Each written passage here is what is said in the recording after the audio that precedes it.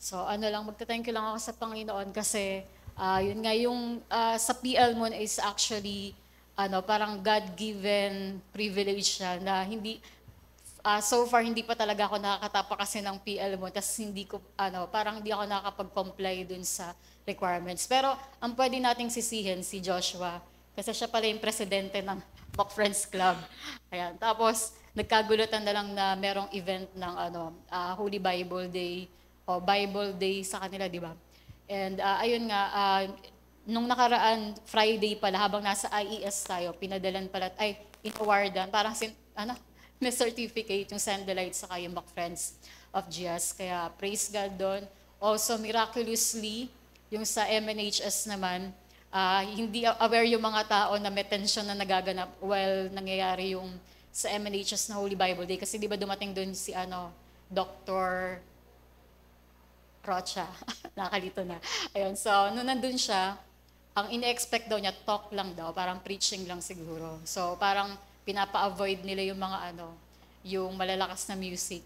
And then, pero praise God, ayun nga, nag-apologize na lang ako sa mga hindi na present na mga numbers kasi, ayun nga, yung Hide God's Word nga sobrang hina na nung sound system. Pero I believe wake up call din sa atin na for the past 4 years, di ba, ever since nag-lockdown, parang hindi pa talaga kasaulit na room to room yung parang yung kada building. Ayun. So, I believe na kailangan na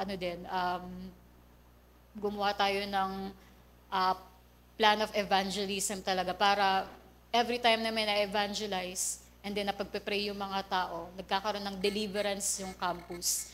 And ayun, para maiwasan din yung mga ganun na parang pinipigilan tayo sa mga dapat nating gawin. At ang isang nakalimutan ko rin, hinihingi ko rin ng tawad sa Panginoon, yung prayer team. Kasi for the past 7 years na pala ang Holy Bible Day. On February 23, 7 years na siya. And then, during the previous years ng Holy Bible Day, laging may prayer team. So, mapapansin nyo doon, walang mga ganun nagpumipigil. Ang nagagalit sa atin, yung mga section na hindi sila nire-request. Parang gusto nila lahat sila maka-attend. Pero during that time, parang pinupull out yung mga estudyante nila. Tapos, so by means of that, kung kailan maganda yung sound system natin, saka may mga ganon. Pero we are living in the last days, kaya may mga ganitong mga challenges. But we are looking forward na, ayun nga, magkaroon ng talagang salvation din yung mga taong nasa administration and also sa mga teachers. Also, I thank the Lord. Ayun nga sa IES, siguro parang hindi pa ako makamove on dun sa MNHS. Tapos nung nasa IES tayo, hindi ko expected na given lahat ng grade 5 saka lahat ng grade 6 yung ipapadala. So yung 5 boxes ng Bible, sabi kasi 240 each box ang tama ba? 5 boxes yun pero naubos lahat. So ilan talaga yung population during that time? Ayun, so, and yung in-announce din ni Dr. Gagala na parang monthly na yung ikakandak na ganong gawain sa IES. So, ko rin yun, i-follow up ko din yun. Pero, praise God, kasi nga, Holy Bible Day is 1 year in the making.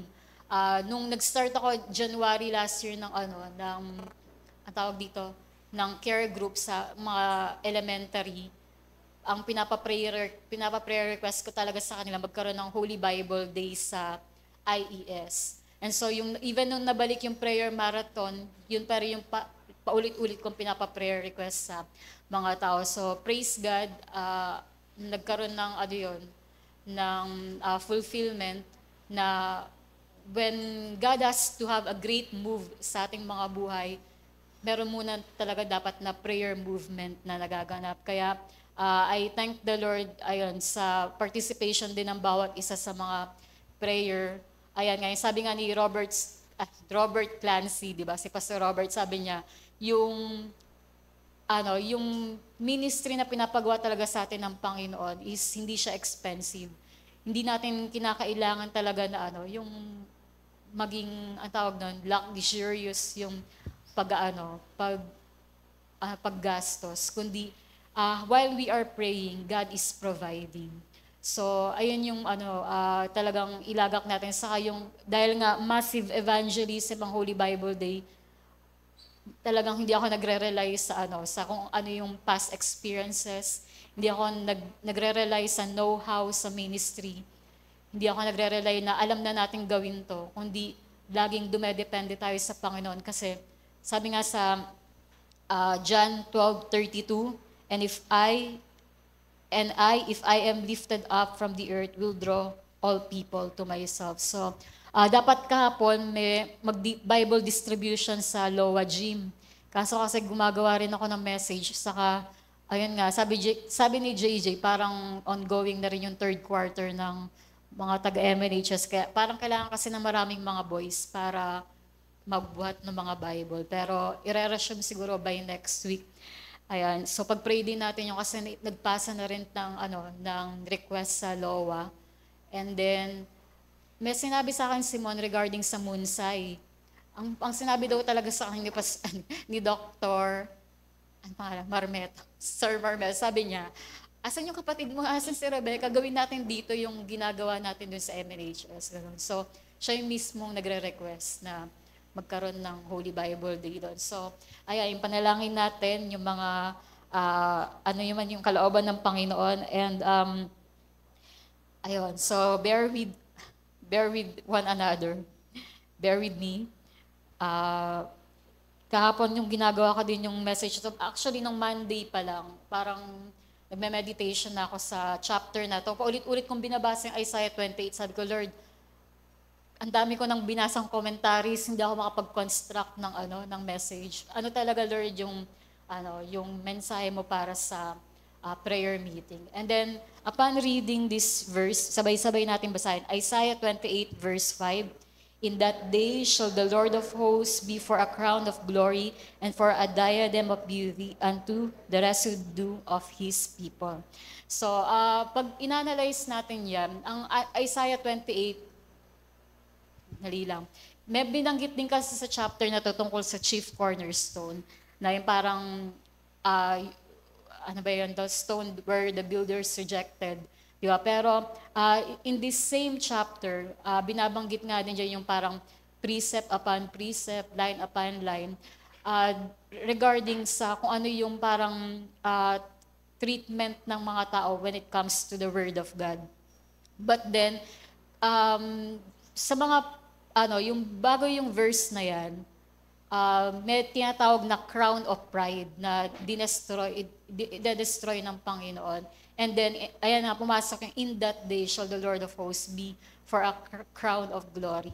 And to get along with the message ng everlasting door, di ba, itong year 5784 is the King of glory shall come in. And the King of glory has a crown of glory. Ngayon, supposed to be, di ba, dahil nga love month ngayon, ahava month, at next week attend kayo, huwag kayo mag-date, ha? Dito kayo sa bahay Samba pumunta. February 14, ang speaker natin ay si Brent. Ayan. Mag-prayer marathon naman kayo, ipakita nyo naman ang iniibig nyo ay ang Panginoon, di ba? Yung sasabihin nyong, kailanman di kita ipagpapalit, nagsisinungaling yung mga hindi nag-a-apply nun. Ano pa ba? Yung sabi na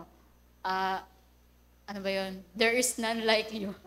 Pero ayun nga, how I pray, di ba, na dahil Wednesday yon, ayan, nakikita ng Panginoon kung sino yung mga aalala sa Kanya. Ayan. Pero congrats dun, hindi pala, best wishes sa mga ang tawag dun? Yung mga, proposal, gano'n. Wala namang sukob sa Kristiyano, no? Ayan. Magandang halimbawa yan para yung lahat ng mga nag-a-attempt magrelasyon dito, porsigihin natin silang mag-asawa na sila agad. Tama ba? So, yung dalawang salarin, hindi ko alam kung nag-date sila. Ayan, pero, ayan, kung nanonood kayo ngayon, makinig kayo, sasabihin ko, walang ibang solusyon to be right with God. Sabi sa Isaiah 1:18, di ba? Come and let us reason together. Though our sins be as scarlet, they shall be as white as snow. Though they be red like crimson, they shall be as wool. So ibig sabihin, ano man yung mga pinaggagawa natin na mga atraso sa Panginoon, walang makakapagtama sa atin. Hindi magiging solusyon yung iiwas ka sa gawain, iiwas ka sa yung kakaharapin mo na ano ba tong pinasok ko, ganun. Kundi para ang sinasabi ng salita ng Diyos, come boldly, di ba? Para ang magtatama sa atin ng Panginoon. And yung nagpapalaisipan kayo, huwag nyo nang hulaan, basta sila na yun.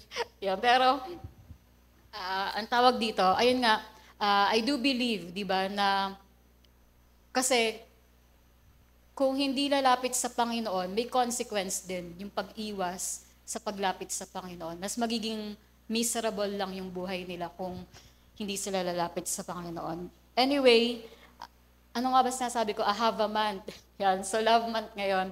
And to meditate etong message na to, sinasabi dyan na ang Panginoon yung crown of glory and a diadem of beauty. Pero ang point nito is that in Isaiah 62, sinabi ng Panginoon, ayan, thou shalt also be a crown of glory in the hand of the Lord and a royal diadem in the hand of thy God.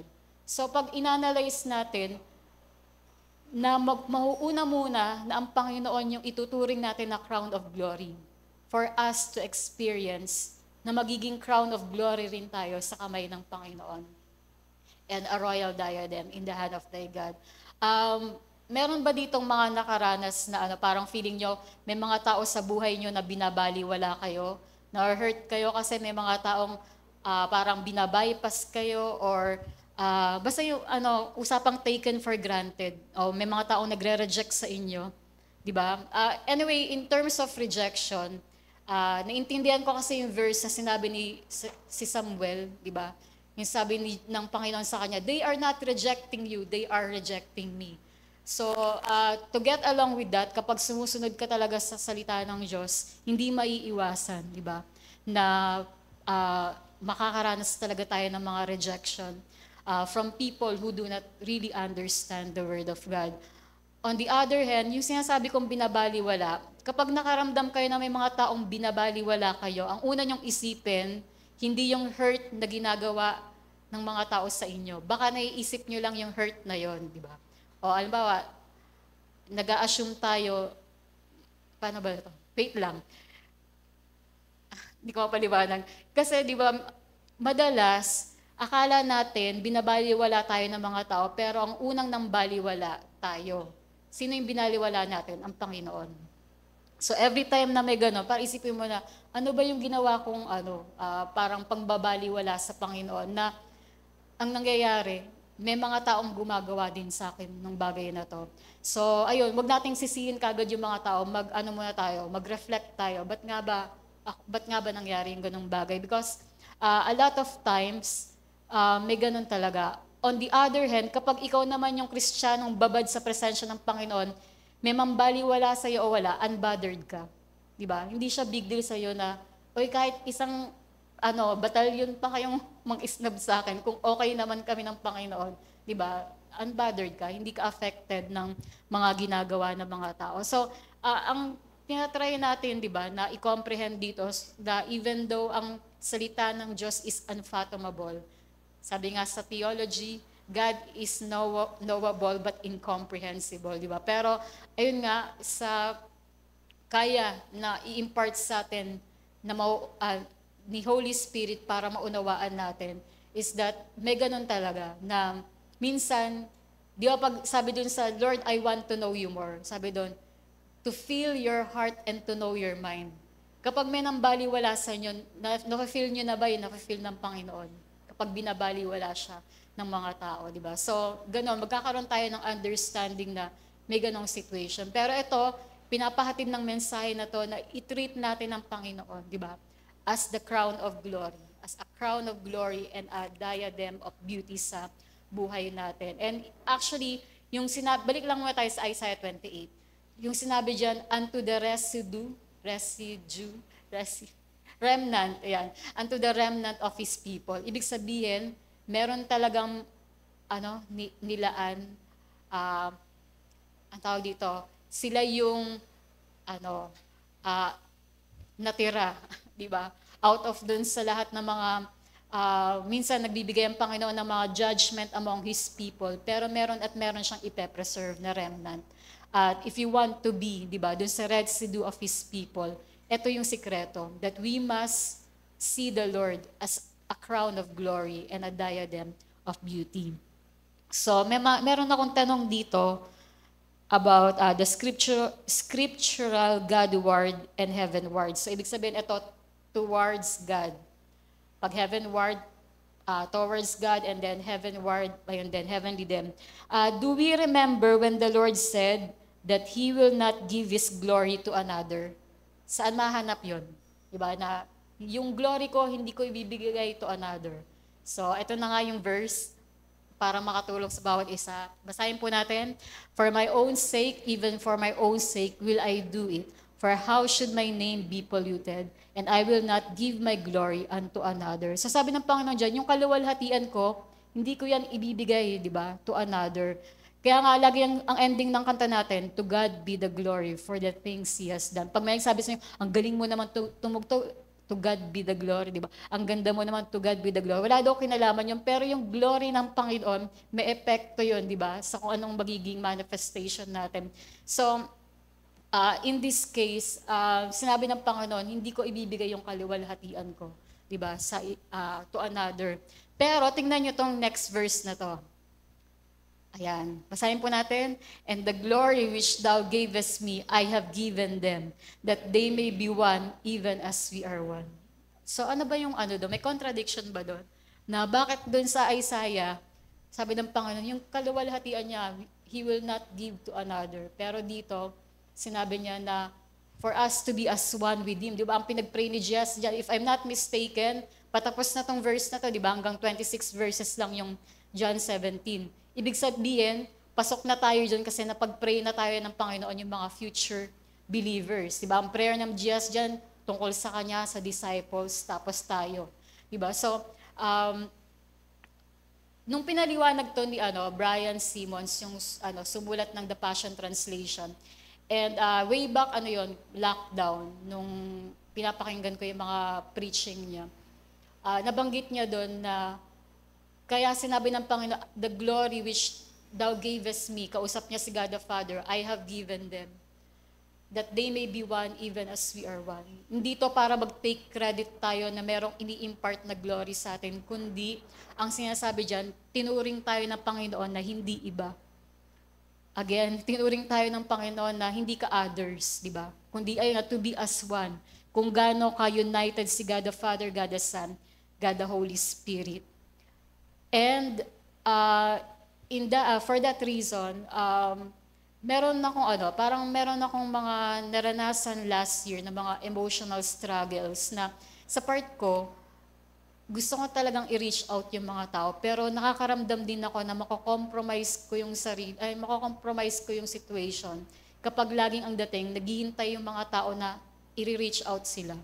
Pero sa part na dapat, meron talaga silang alam niyo yung parang kailangan talagang maitama sa kanila. Pero praise God kasi along the way habang sinasambit ko sa prayer, Lord, ito yung mga taong parang I know meron kaming friction ng mga tao na to.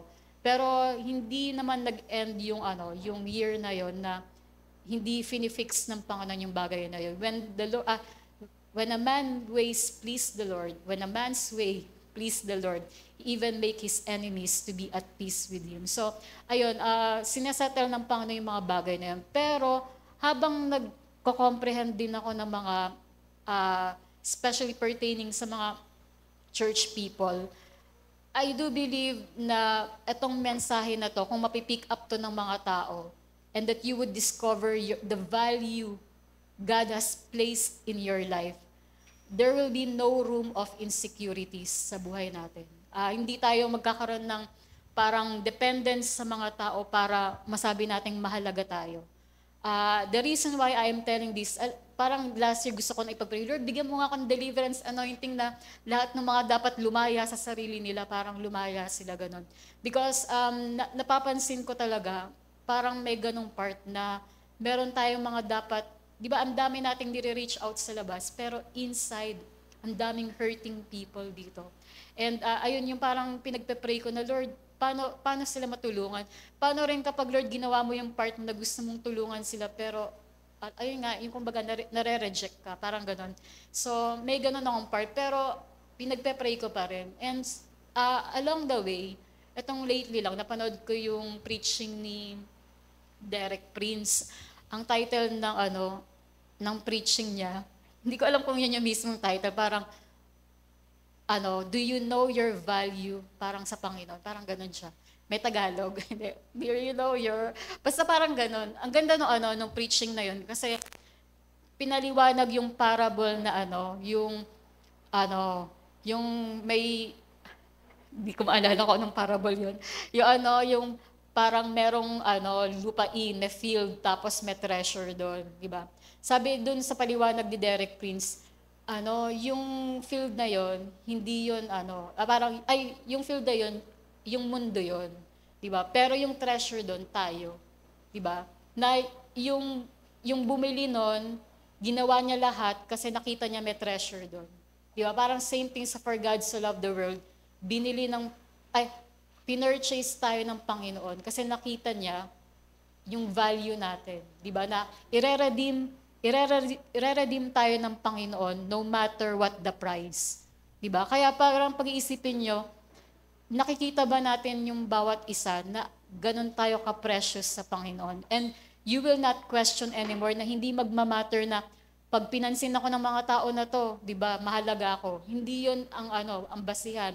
Hindi rin mga tao ang basihan para maging masaya tayo. Kundi, if you understand the love of God for you, tinanggap niyo ba talaga yung pagmamahal ng Panginoon sa inyo? And kapag ganon, di ba, alam mo na, trinit pala ako ng Panginoon as a precious jewel, di ba, sa kanyang kamay, ganon. So, parang nung, parang nagmamanifest yung pinaka-meaning nun. Sabi ko, siguro dapat i-echo to sa church na marinig ng mga tao kung ano ba yung value natin in Christ, di ba? Kasi nabubuhay tayo sa panahon na parang dahil nga sa artificial intelligence, sa virtual insanity, puro screen, di ba? Na parang kino-compare natin lagi yung buhay natin sa iba. Pero dapat talaga tignan natin, di ba? Kung ano yung sinasabi ng salita ng Diyos patungkol sa buhay natin.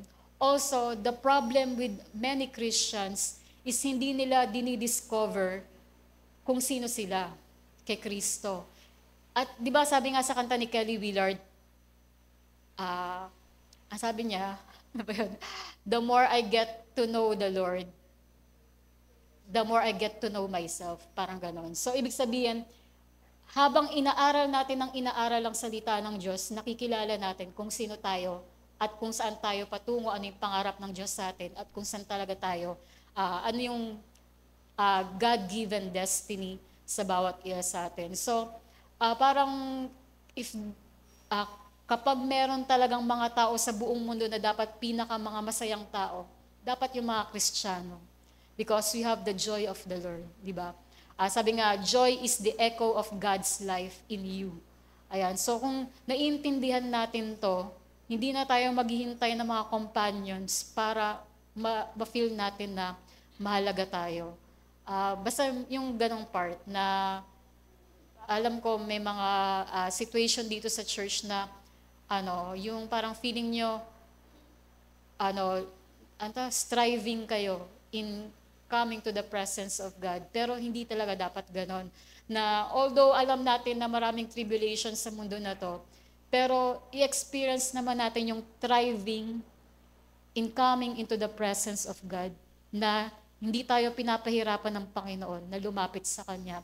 And I guarantee to each and everyone na kung magpe-pay the price lang tayo to spend time with the Word of God, to pay the price spending time in the presence of God by means of prayer, investing time talaga sa pag-worship sa Panginoon, ina-untangle tayo. Di ba kung nakapulupot yung mga insecurities, yung mga doubts, fears, worries, nakapulupot yan sa buhay ng isang Kristiyano.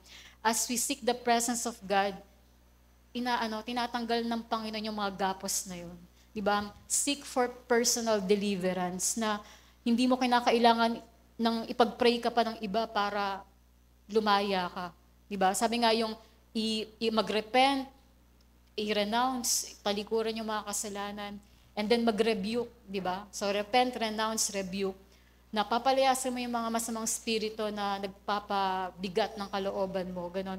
Binigyan tayo ng Panginoon ng sikreto. And ako personally, kapag may mga ganyan ako na nararanasan na heaviness, nag-worship ako sa Panginoon.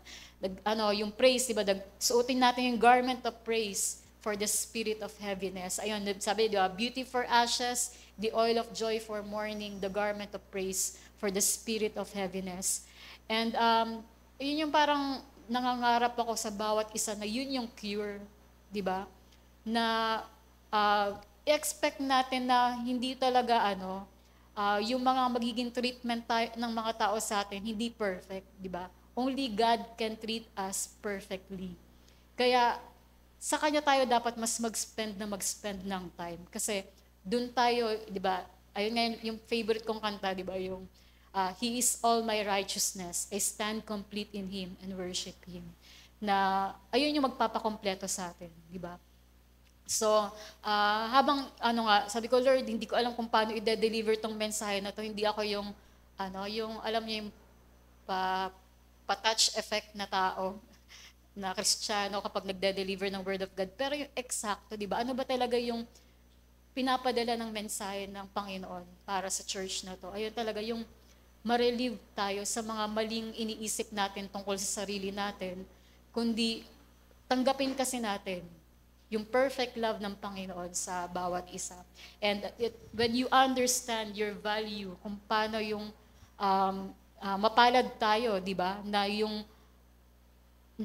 pinarating sa atin yung mensahe tungkol sa buong mundo, from time to time, pinaparating yung mensahe ng cross of Jesus Christ. Pero mapalad tayo yung mga nag-respond at nakaunawa. Diba? Meaning to say, we are born in the Spirit of God. Diba? Kaya, nauunawa, we are selected by God, diba? To understand His Word. At para sa akin nga, I do believe, diba? Hindi ako naging Kristiyano dahil pinanganak ako sa Kristiyanong pamilya, o pumasok ako sa Kristiyanong school, o attend ng Kristiyanong church. Hindi yon. For many years, ganun yung buhay namin. Pero you must have a personal encounter with God to the point na hindi mo matigilan basahin yung Bible. At paulit-ulit natin binabasa yung Bible, meron tayong naging encounter na naging makatotohanan sa atin yung salita ng Diyos na hindi natin kayang pasinungalingan na hindi totoo, di ba? Na kumbaga, alam natin na talagang buhay na buhay yung salita ng Diyos. And how many of you can testify na nung binasa mo talaga yung Bible, di ba? Ngayon mo lang naunawaan na ito pala yun, di ba? Na si Jesus pala, di ba, is in every book of the Bible.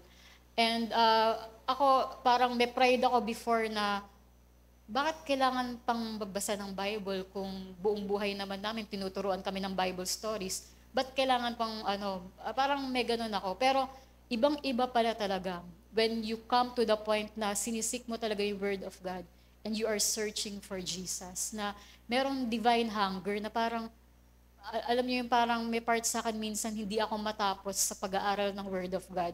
And to the point na kailangan mag-stop ka sa sa pag-aaral kasi hindi, halimbawa pag nag-present ka na dito ng preaching, parang hindi siya baka maging conference, maging seminar, gano'n.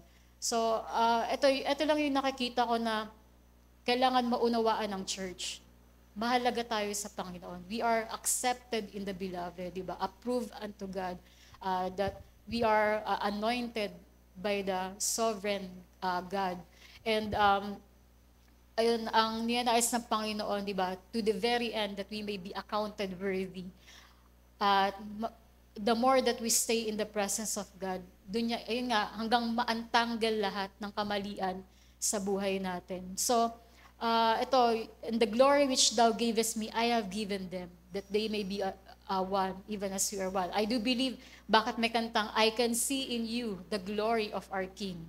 Diba? Kasi may manifestation na habang nagstay tayo sa presence ng Panginoon, yung glory niya talaga. Diba? Yung liwanag ng Panginoon, nagsashine sa buhay natin. And, ayun, so, but then he said, in John 17:22, ayan, so also, etong Malakay 3:17, sa TH time, napansin ko kasi to, na, ay, wala, 3:7 pa lang pala yan. Even from the days of your fathers, ye are gone away. Wait lang.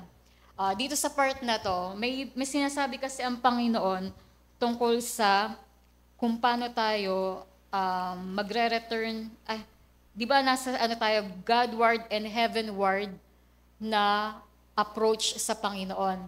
Now, may mga sinabi ang Panginoon na parang may gagawin ka para gawin din niya.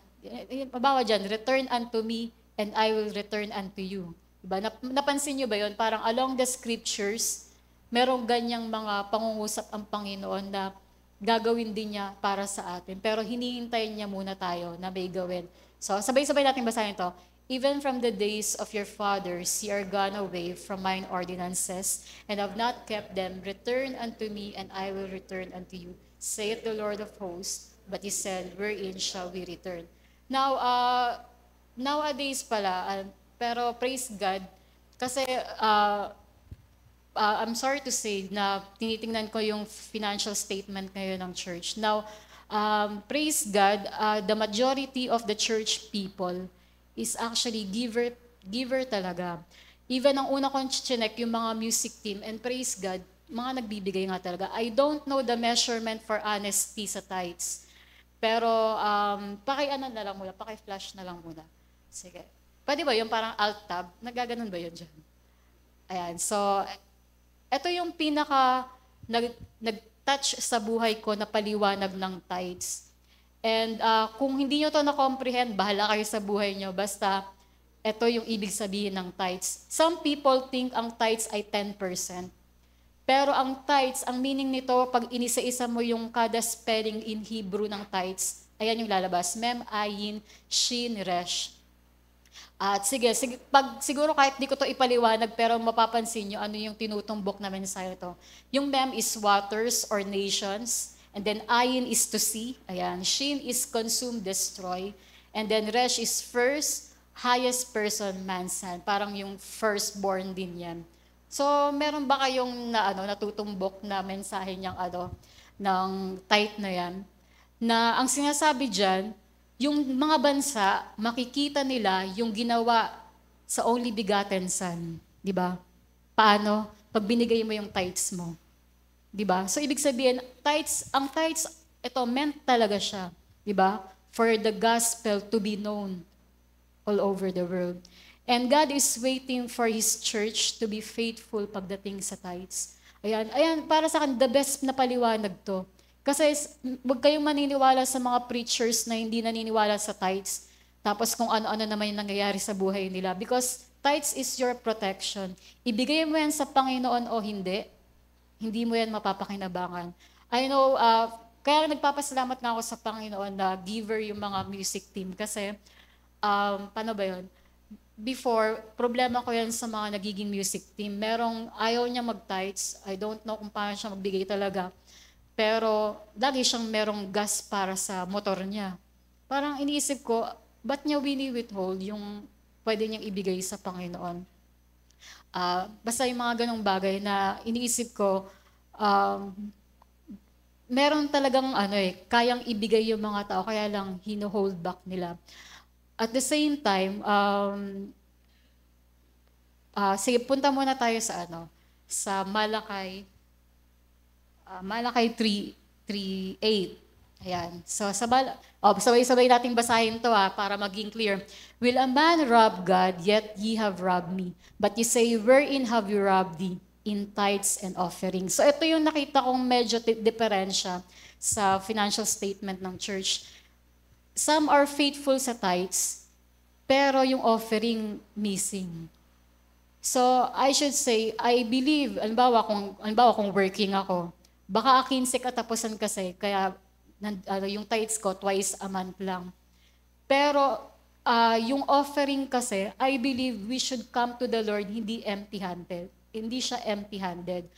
If kinakailangan mula dun sa 100%, tinanggal mo na yung 10% at nag-offering ka pa doon, pero the following week, wala ka manatanggap, why not go extra mile? Bawasan mo ulit kung ano yung meron ka, pero magbigay ka pa rin ng offering. Because kung mauunawaan natin in the kingdom of God, yung tithes natin is yung tax natin. Di ba, kayo ba nagrereklamo ba kayo pag kumain kayo sa mga Jollibee, sa McDo? Di ba 12% pa nga yung VAT, di ba? Nagko-complain ba kayo? Di ba? Hindi kayo nag-iinarte kasi automatic, di ba? Deducted na sa inyo yun. Pero dito sa part na to, how much more kung yung 12% is okay lang sa atin, how much more yung 10% sa Panginoon. On the other hand, yung sa offering natin, ang nakita ko kasi dun sa pinagkuhaan ko nung tungkol sa meaning ng Hebrew na tithes, ang pananaw pala ng mga Hudyo, offering is more than tithes. Alam ko magre-react dito yung mga, bawa working ka, tas ang laki na nga ng tithes mo, ang laki pa rin ba ng offering mo, parang ganon. Pero, kausapin niyo ang Panginoon tungkol sa bagay na to because ang measurement ng pagpapalang mangyayari sa buhay mo is actually i-identify ng Panginoon sa offering. Para lang bigyan ko kayo ng isang example. Saan ba mahanap yung 1 Kings 3 ba yun? Yung tinanong ng Panginoon si King Solomon kung ano yung gusto niya. Napansin niyo ba na bago magtanong ang Panginoon, ang dami munang offering na ginawa ni King Solomon. So ibig sabihin, may ganun na buwan yan. Sige, yan ang mga 2.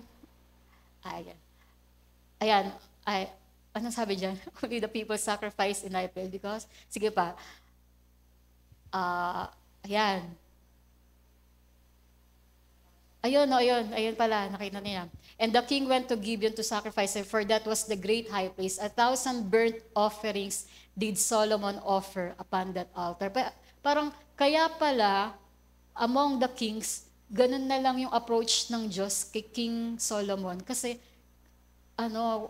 ayun nga, di ba, grabe siyang magbigay ng offering sa Panginoon. So, wala tong hindi to legalistic, it's up to you.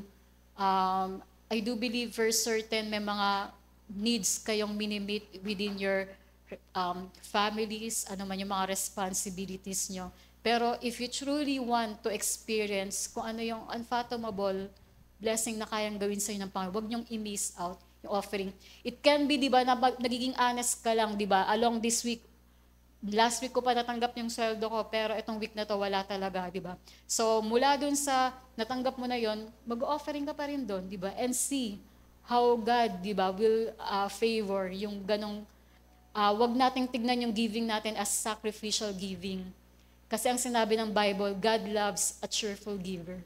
Diba? Yun yung New Testament na pagbibigay. Hindi laging parang ang sakit sa kalooban na magbigay sa Panginoon. Hindi.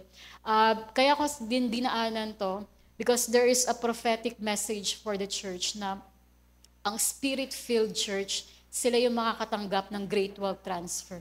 Gusto ba nating maranasan yun? And I believe God is communicating His heart sa kung paano ba natin inaalala ang Panginoon. Sino dito yung araw-araw nagmi-milk tea? Huwag kayong mag-alala, hindi ko kaya awayin. Pero ibig sabihin, meron kayong ibubuga sa pagbibigay sa Panginoon. Tama ba? Diba? Kung kaya nyong laging kumakain sa labas, diba? It means, pwedeng hindi empty yung offering. Tama ba? So, ganun. Huwag nyong isipin na sacrificial giving yun. Isipin nyo, love offering ko to sa Panginoon. Love gift ko to sa Panginoon. And, of course, the church is the headquarters, di ba?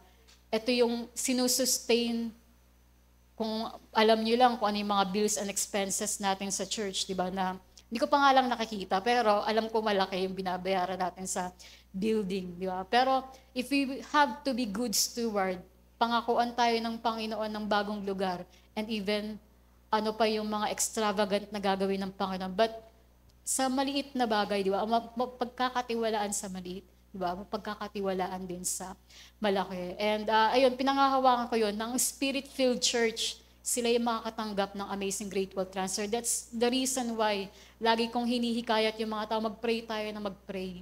Di ba? May kinakaharap din yung bansa natin, di ba? Na ah, out of our control. Pero habang nagpe-pray, God can fix it. Diba? To have a good government, to have a shalom government. And ayun nga na, kasi may panaginip ako sa tungkol sa Malacanang. And then, hindi ko alam kung na-mention ko na to before, parang si BBM, meron siyang meeting. Pero sa likod niya, may malaking ahas. So, ang nangyari, lumipat sila ng another place.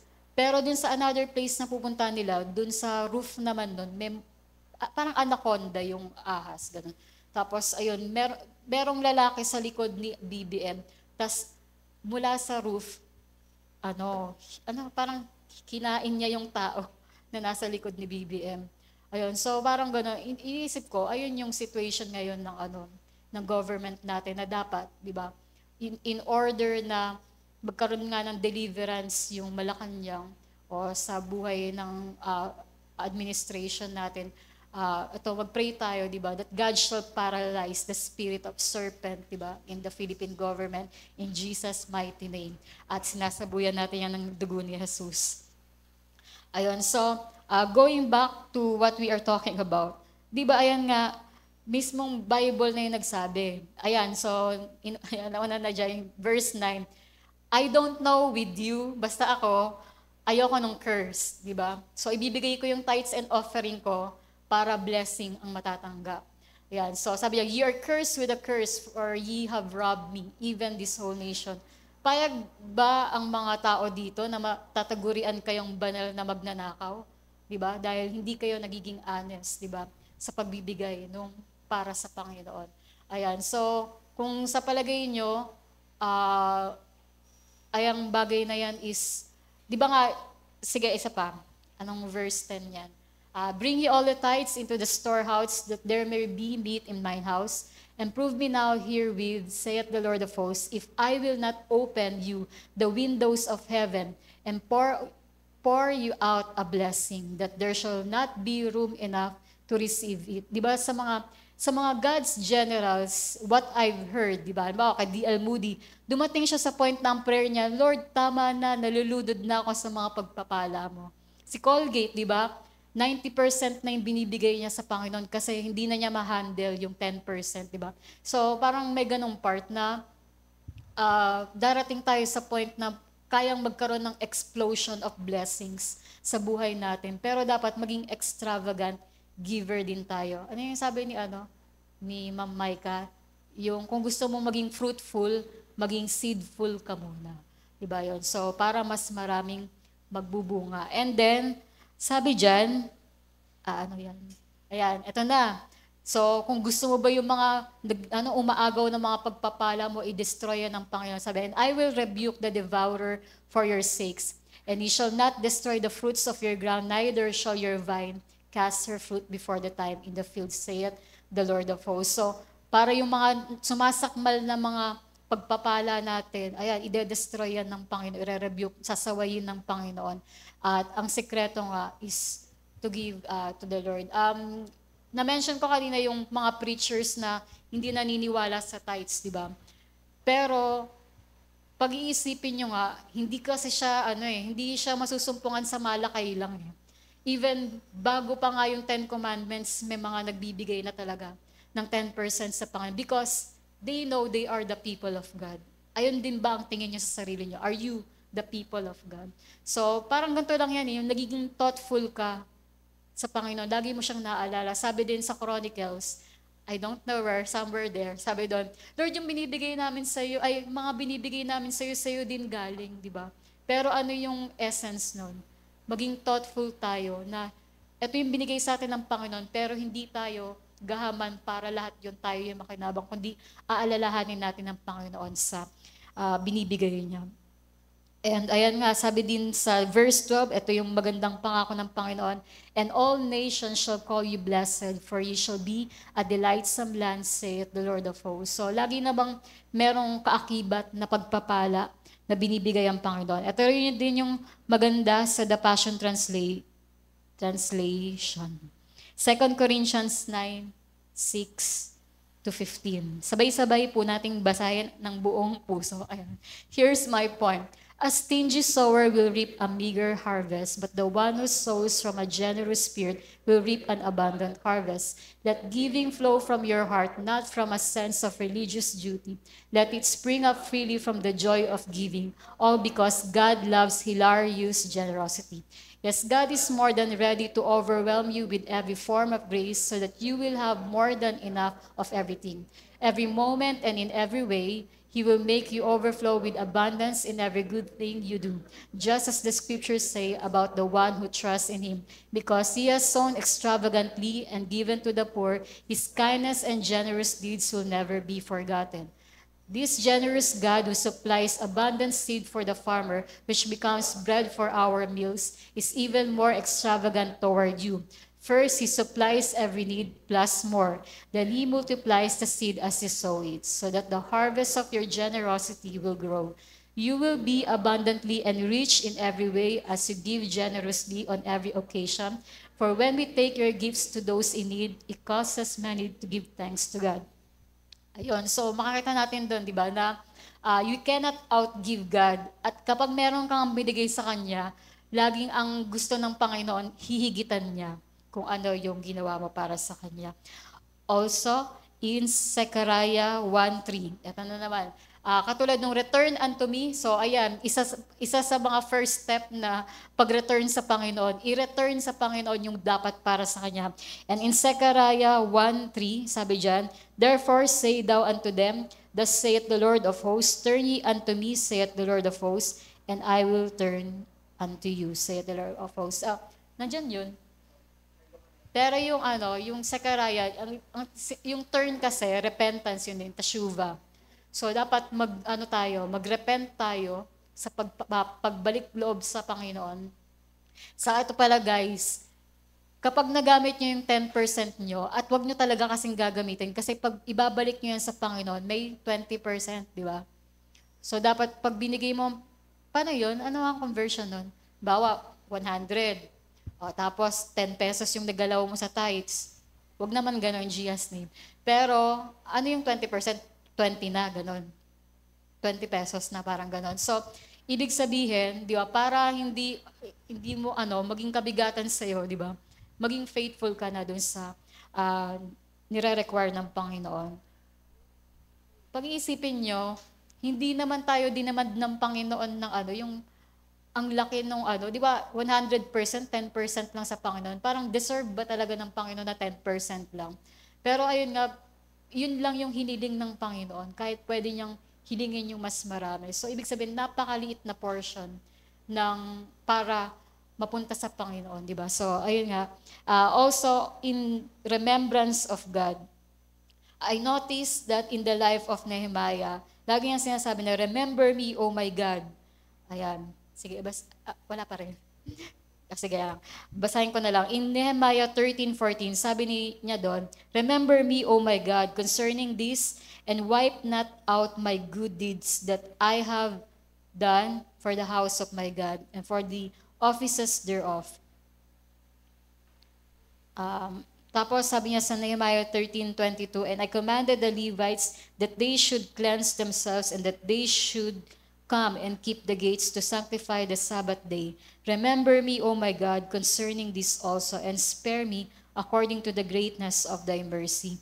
Nehemiah 13:31, and for the wood offering at times appointed, and for the first fruits, remember me, O my God, for good. So, naiisip ko lang din, di ba, parang kung minimension natin, di ba, mahilig tayo na gusto natin Lord, alalahanin mo naman ako, parang ganon.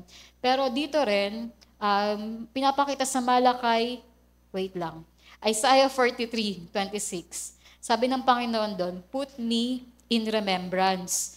let us plead together, declare thou that thou mayest be justified. Ang sinasabi ng Panginoon na in remembrance natin sa Kanya, alalahanin natin yung salita ng Panginoon, tapos saka tayo lalapit sa Kanya. Ano yung pinangahawakan natin na pangako niya, tapos yun yung pangyayarihin niya sa atin. And ayun nga, yung sinasabi, let us plead together, katulad dun sa come, let us reason together. Ang sinasabi doon is, come and let us be right together. Naniniwala kasi ako dahil the Lord is all our righteousness. He is Jehovah Sidkenu. The Lord is our righteousness. Yung bawat lumalapit sa Kanya, mahihigitan ng righteousness ng Panginoon kung ano yung kasalanan na meron tayo. Gets ba? Yun. So, ibig sabihin, kada lapit natin sa Panginoon, edi nililinis niya tayo, di ba? Kaya yun talaga yung sekreto. Yan, put me into remembrance, di ba? At aalalahanin din tayo ng Panginoon. In Isaiah 43, Malachi 3:16, then they that fear the Lord spake often one to another, and the Lord hearkened and heard it, and a book of remembrance, di ba? Imagine niyo kung nagre-record weekly yung finance. Ito sa church, tayo araw-araw, di ba? Nire-record tayo ng Panginoon araw-araw. What have you done to the Lord sa araw na to? Di ba? Yung mga nakaabot dito ng sige, basahin mo natin. 1, 2, 3. Then they that fear the Lord spake often one to another, and the Lord hearkened and heard it, and book of remembrance was written before him for them that fear the Lord and that thought upon his name. So ayan, yung pag-alala natin sa Panginoon, inaalala din niya tayo sa book of remembrance. Na, halimbawa, sa araw na to, sino dito yung mga umattend ng prayer meeting? Lahat tayo, di ba? Nakasulat sa book of remembrance. As well, dun din sa part ng, bawa, pag nag-evangelize ka, nag-campus ministry ka, o nag-outreach ka, ano man yung mga ginawa mong paglilingkod, di ba? Nire-remember ka ng Panginoon in the book of remembrance. So, ibig sabihin, walang sayang sa lahat ng ginagawa natin sa Panginoon, inaalala niya. Di ba? At ayun nga rin, kaya our labor in the Lord is not in vain. Parang, kung i-examine natin yung personality ng Diyos, parang siya, parang ma-diary na God.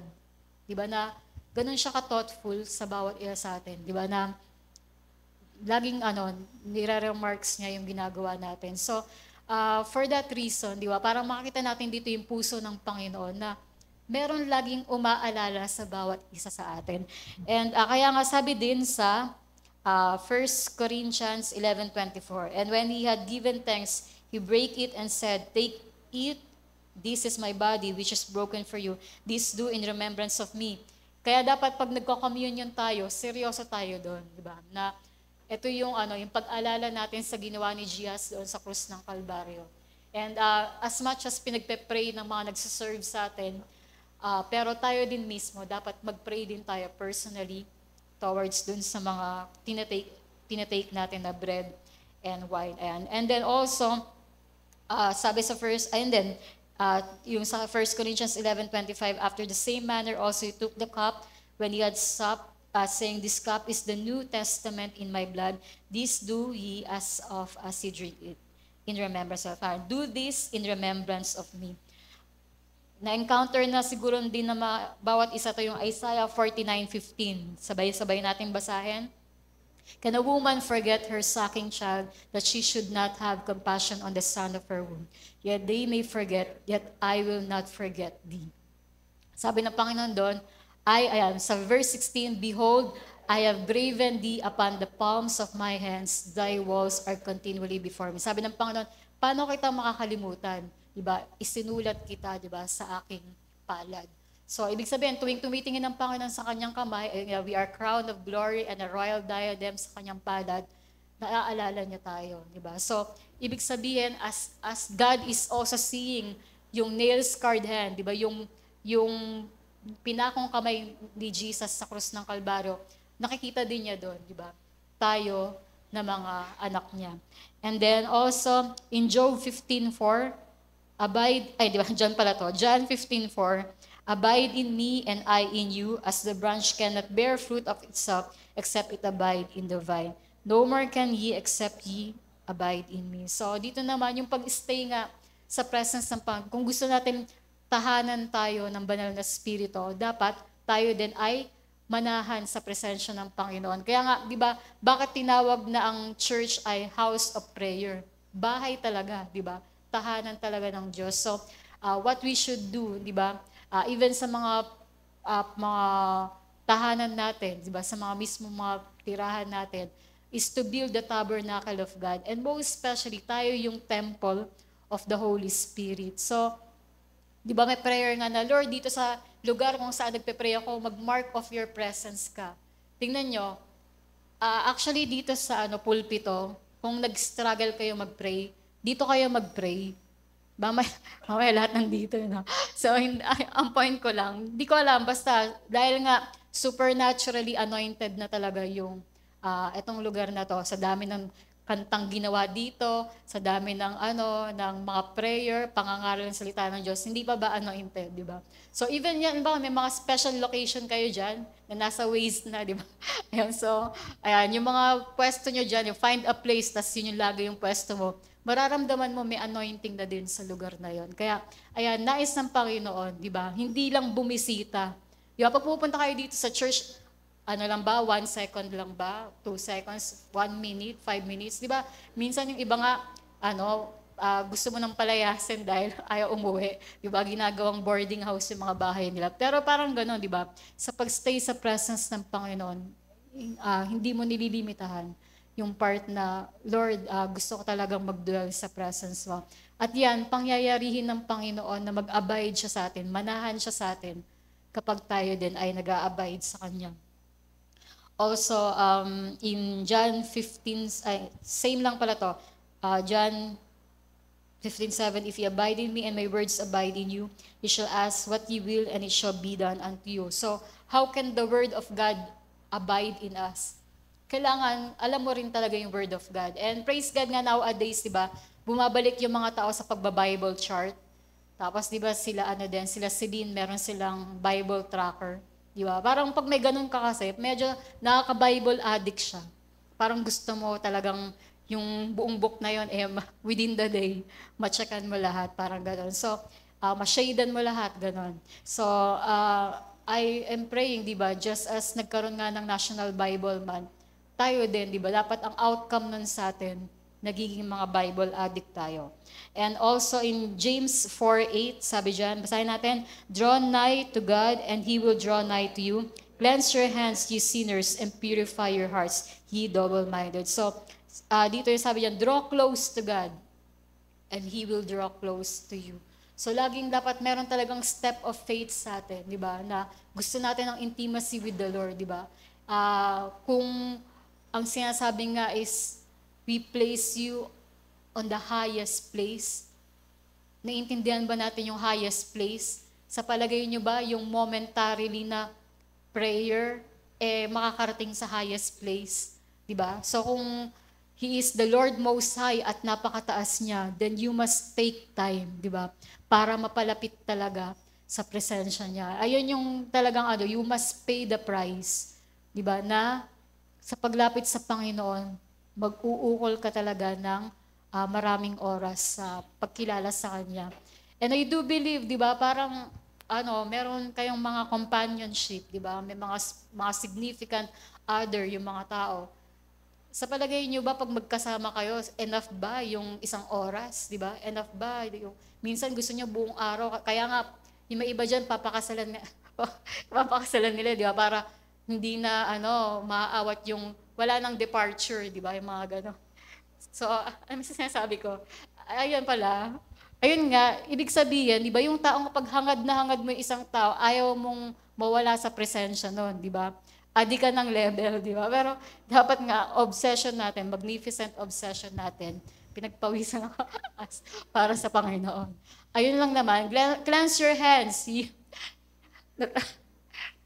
Nakatawa yung yung sasara ang bulak. Joke lang. Ye sinners and purify your hearts. Hindi, kasi grupo kaming nanood nun. So, ayun lang. Purify your heart, see double-minded. Ayan. So, ayun nga, to sum it up, ayun, maging close tayo sa Panginoon. Ayan, scriptural, church word, and man word. So, ito na naman, babalik na naman tayo dito. Luke 6:36. Ayan, be therefore merciful as your Father also is merciful, di ba? Para talagang kahabagan tayo ng Panginoon, di ba? Tayo ay maging merciful towards other, maging compassionate, di ba? Paano maging merciful towards others? Sige, pakitaas po. Yan. Alam niyo yung part na ayaw niyang mapunta yung mga tao sa impyerno. Diba? Ganun ka-merciful sa kanila na yung pag-ibig ng Panginoon na gusto silang snatch away, diba, from fire. At sabi nga ng Panginoon, no one can snatch us away in the mighty hands of the Father. Kaya, yun nga, parte ng pagmamahal mo sa mga tao, sasabihin mo talaga yung katotohanan.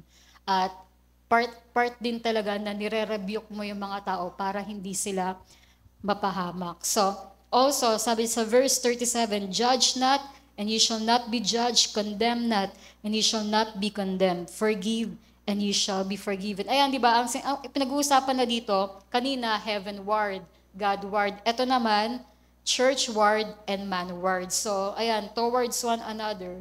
Di ba ang isa nga ring sikreto para mapatawad mo yung mga tao ay wag mong i-review yung mga kasalanan na ginawa nila sa'yo. Yung wag mong paulit-ulit na nire-refresh mo pa sa isip mo. Ito yung mga pinagsasabi sa akin word by word. Dinayari mo pa, di ba? Pero ayun nga, di ba? Pag yung katulad sa forgiveness ng Panginoon, as far as the east is from the west, so far He removed our transgression from us. Ayan, so ito na yung verse 38. Give, basahin po natin. Ayan, give and it shall be given unto you, good measure, pressed down, and shaken together, and running over, shall men give into your bosom. For with the same measure that ye meet, without it shall be measured to you again. So katulad nga doon in connection sa Malakay, chapter 3, ito yon, di ba? Na ime-measure tayo ng Panginoon kung paano tayo na nagbibigay. And then, also in Matthew 6:10, basahin po natin, thy kingdom come, thy will be done in earth as it is in heaven. So ibig sabihin, yung mga ginagawa nga natin dito sa mundo, di ba? Bago dumating ang Panginoon, bago niya tayo kunin, ayan, may epekto talaga na kung ano yung nangyayari sa langit ay magaganap dito sa mundo kapag, ayun nga, hindi hiling nga rin natin, di ba? Kaya nga, it is important na hinihiling talaga natin, Lord, let your kingdom come, let your will be done in earth as it is in heaven. So, ibig sabihin, ganun yung, yung relasyon ng langit at ng mundo na to, di ba? Hindi sa ibang mga planeta o anong multi-universe ang iniisip nila, but for God so loved the world, di ba? So, ito yung pinili ng Panginoon among the planets, among the galaxies, di ba? Ito yung binigyan niya ng special attention at dito siya na-crucify at binigyan tayo ng redemption. Yan. So, in our prayer application, ayan, so, as we acknowledge Jesus Christ as the crown of glory, He shall as well make us His crown of glory. So, the Lord who is our crown of glory shall reward us with the crowns of heaven. In 1 Peter 5:4, sabi dyan, and when the chief shepherd shall appear, you shall receive a crown of glory that fadeth not away. So para lang ma-recall natin na hindi lang crown of glory yung ibibigay ng Panginoon. No, He will give the incorruptible crown. And also, He will give the crown of rejoicing, ayan, crown of righteousness, the crown of life, ayan, at yung crown of glory. So, ayan, 5 crowns of heaven awaiting for us, for those who are awaiting, diba? Loving the return of Jesus Christ. And once again, di ba, alam ko, when you read Isaiah 28, and parang nag-speak siya as in the people of Jerusalem, the people of Israelites. Ayun, gusto ko lang din maunawaan ng bawat isa yung concern natin sa pananalangin sa nagaganap sa Israel. Bago kayo mag-inarte sa mga nararanasan nyo sa buhay, imagine, for more than 100 days, yung mga hostages, di ba, na Israelites, nandun sa mga terrorists, di ba? At yung mga sinasabi nga na parang everyday na nightmare, lalo na dun sa mga babaeng, mga Israelis, di ba? Yung sinasabi nga na molestation na ginagawa sa kanila, yung rape na ginagawa. Pero sila, resilient people sila, di ba? They are fighting for their lives, for daily, na mabuhay pa din, di ba? Pero yung sa ganun na, nasa sila, yung parang, ano ba yung pagkaka-explain kung ilang meters sa ilalim ng lupa, yung mga tunnels, at dun sila itatago. Sabi nga, out of 24 battalions, 18 na yung nade-destroy, 18 battalions na yung nade-destroy ng Israel. So, we must keep on praying for the quick victory of Israel Defense Forces na yung covering din ng blood ni Jesus sa kanila. While we are doing spiritual warfare, pero sila physical warfare yung ginagawa nila. Pero the rejection they are experiencing all over the world, mas marami yung bansang gusto silang burahin sa mapa. Pero they are thriving to live, di ba? Despite ng ganong massacre na naranasan nila. Pero they are an example na katulad din ng pagiging sundalo nila, di ba? Na iiwanan nila lahat, di ba? Sa pakikipaglaban. And we can see yung pag sinabing resilient, di ba? They are quick to move on. To the part na kahit, di ba, sobrang tragedy yung nangyari sa kanila, pero they are, yun nga, yung thriving to live. And makikita natin dito na yung mga drama natin, walang-wala sa senaryo ng mga nangyayari sa bansang Israel. And so, as we also being aware sa mga nagaganap nga sa Israel as a church, di ba? Ayun nga, magkaroon tayo, di ba, ng awakening na sila, ayun, non-stop yung pakikipaglaban nila. Tayo din sa part natin, di ba? Wala tayo sa ganung level, pero ang dire-require sa atin ng Panginoon is to become His intercessors, di ba? At ayun nga, na bilang mga, kapag talagang tinagurian na remnant tayo ng Panginoon, to be a crown of glory and a residue, and a royal diadem in God's hands, makita ng Panginoon yung pagmamalasakit natin ng patuloy na pagdadwell sa presence niya. And I do believe na ito yung situation na i-overcome na talaga natin yung self so that talaga mag-breakthrough yung Christ life within us. And tuwing ganun lang, parang pag-iisipin lang natin, di ba? For the past 100 days, di ba? Napuntahan nyo lahat ng gusto nyong puntahan. Pero imagine niyo mga Hudyo, nandun sila sa land of terrorists, di ba? Yung bansang Israel, laging tumatakbo, nagtatago sila pag may mga rockets fired on them.